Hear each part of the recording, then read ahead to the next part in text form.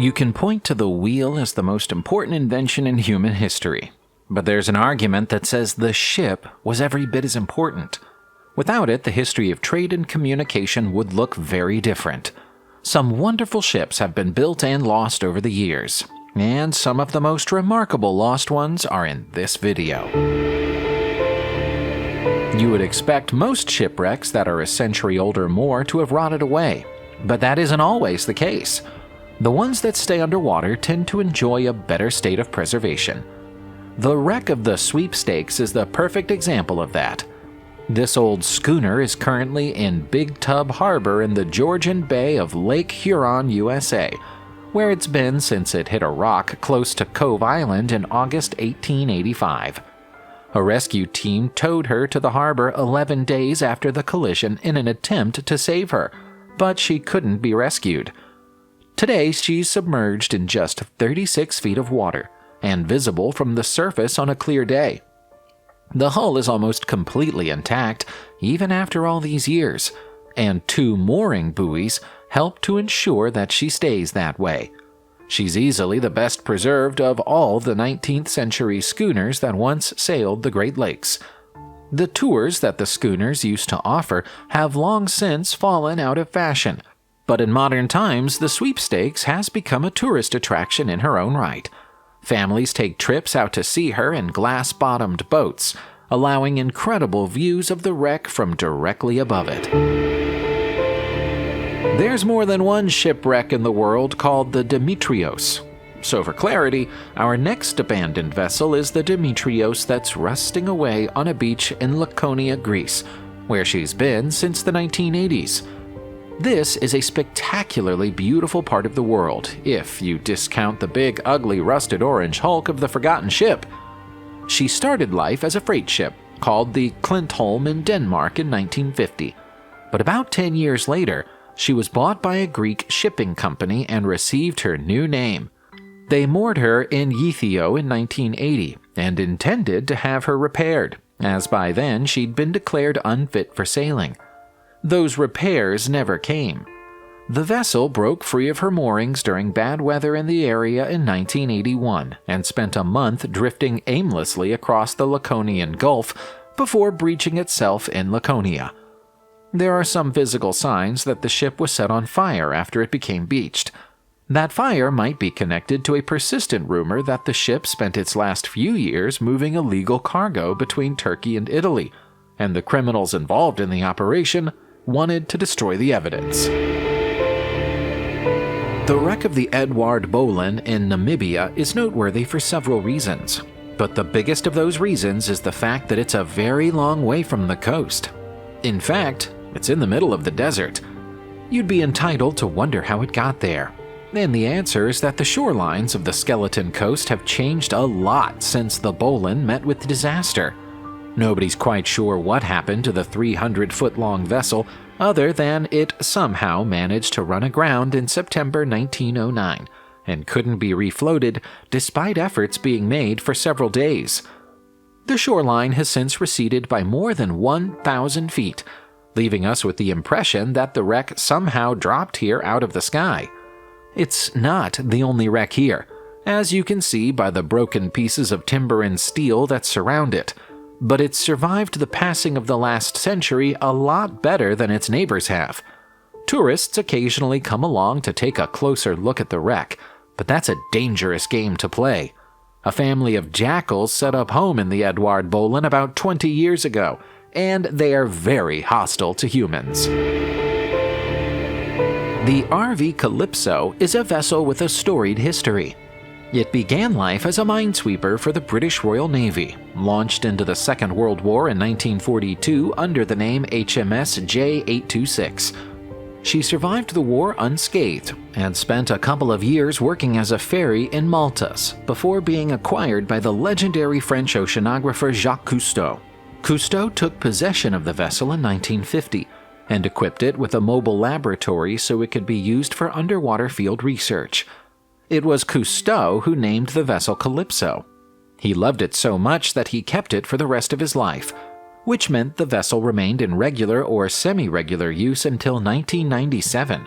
The Calypso underwater camera was trialed on this ship and was named after it when the trials proved to be successful. A year before Cousteau's passing, the Calypso was accidentally rammed by a barge in the port of Singapore, which sank her. She was raised by crane in January 1997, pumped dry, and towed to a shipyard. Numerous attempts at restoration have been carried out since then, but a fire in 2017 damaged the Calypso's wooden parts and may have finally doomed it. Recently, the waters of Lake Michigan in the United States of America have been unusually clear. That's down to a combination of ice melt, beach erosion, variable water levels, and winds. Thanks to the clarity of the water, it's suddenly become possible to peer into the lake and see the many shipwrecks that lay at its bottom. There are dozens, perhaps even hundreds of wrecks in the lake, many of which will never be identified. However, some of them are easier to spot than others. One of them is the James McBride, which went down in 1857.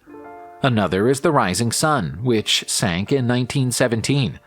The latter ship was owned by a religious cult called the House of David, all of whom were aboard when the ship crashed and sank in a sudden snowstorm.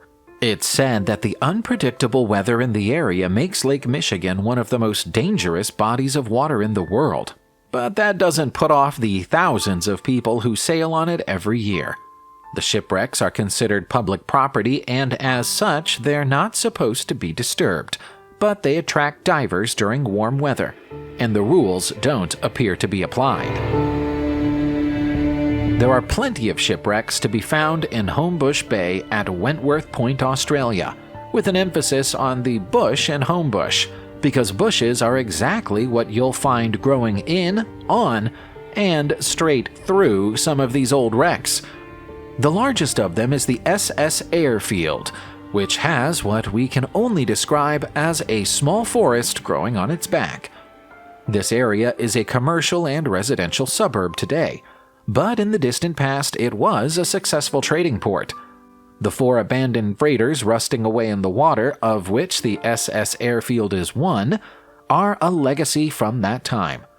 They've had no purpose to serve since the end of the Second World War, during which they were used to transport oil, coal, and ammunition supplies. They were decommissioned as soon as the war ended and left in their current positions. The fact that the airfield hasn't buckled under the weight of the mangrove trees that grow inside it is remarkable, but it's a steel-hulled ship that was clearly built to last when it launched in 1911. The wreck of MS Zenobia is a popular yet puzzling dive site close to Larnaca, Cyprus. You'll find dozens of tour guides in the area who can take you to the wreck, but none who can tell you how it got there. This ferry wasn't just brand new when it sank in May 1918, it was on its maiden voyage. The most popular theory is that it was simply overloaded with cargo. The vessel was laden heavy with tractor trailers and bound for Syria from Sweden when it began to list to the port side as it approached Greece. The captain ordered an emergency docking in Cyprus and the draining of the ballast tanks. After incorrectly assuming the drainage had solved the problem, he set off again, only for the problem to come back with a vengeance just a mile out of the port. He managed to summon rescue boats and got everybody off the stricken ship, but it couldn't be saved and went down with its whole cargo. That's where things get weird. The cargo is said to have been worth $200 million, but nobody ever filed an insurance claim. The cause of the problem that sank it was never identified, and no official investigation was ever carried out. Some people say that the Zenobia was actually smuggling illegal weapons to the Middle East, and for all we know, they could be right. The wreck of the USS Sachem is sometimes called the Cincinnati Ghost Ship, which is a little inaccurate because she's stuck in a creek just over the border in Kentucky. It's hard to get a sense of her former beauty by looking at the state she's in today, but she was considered a luxury yacht when she was launched in 1902. Back then, she was known simply as the Celt. It was when she was called up to serve in the First World War that she got the USS Sachem name. After the war, she spent time as a fishing boat and then re-entered military service in 1941 as a training vessel. With that re-enlistment came another new name, the USS Finnegate. Even more new names were to come. She spent the 1950s as a party boat called Captain Martin, and then became a tourist vessel in New York City named Sightseer. By then, she'd lost almost every trace of her former glamour, and soon became known simply as Circle Line 5. Even with her looks fading, she found some fame by appearing in the iconic music video for Papa Don't Preach by Madonna. How she became abandoned after that is unknown, but she's been stuck in this creek for a very long time. When Hurricane Francis struck the east coast of Florida and the Bahamas in August 2004, it left a trail of devastation in its wake. Part of that trail is the wreck of a ship called La Familia Express. The rusting shell of the vessel is stuck near the Turks and Caicos Islands and already looks like it's been there for well over 17 years. The force of the hurricane tore it from its moorings and set it adrift in the Caribbean Sea, eventually beaching it on the islands. It's now stuck on a reef in just a few feet of water and will never move again. This is an inauspicious end for a ship that began life with the Russian Navy in 1952 as a cargo vessel called Fort Shevchenko. It's been in the Americas since it was sent to Cuba during the Cuban Missile Crisis of 1962, after which it existed without purpose until an islander bought it during the 1990s. It sailed under the flag of Panama and was used as a regional freighter vessel. By then, she was in poor condition and was deemed suitable only for carrying bulk rock. She's now a visual landmark for the area's boaters, but her hull is breaking down rapidly. The HMVS Cerberus should probably have been turned into a floating museum. It is, after all, Britain's only surviving colonial warship. Instead, it's a wreck. The Cerberus was built in Australia in 1870. But she counts as British because Australia was still a British colony back then.